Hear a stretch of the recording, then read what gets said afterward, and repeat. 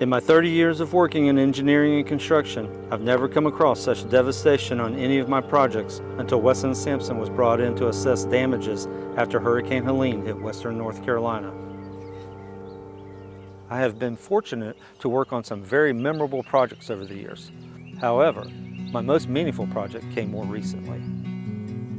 After Hurricane Helene hit western North Carolina, our Weston Sampson team was one of the first called by NCDOT to head into the region. We spent about 2 months there working to assess utility damage, often in some pretty rough conditions. There were long days, dangerous areas, and more than a few nights spent sleeping on the floor of the NCDOT maintenance building. There was so much to take in and try to grasp. But what stuck with me most were the people. Seeing communities that had been hit hard and knowing that the work we were doing helped restore power, communication, and a sense of normalcy. That put everything into perspective. What we were doing had significant meaning in helping people restore their lives. What I've always loved most about this industry is knowing that what we do actually shapes how people live day to day.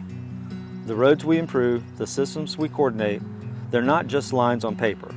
They're how people get to work, get home to their families, and move through their communities.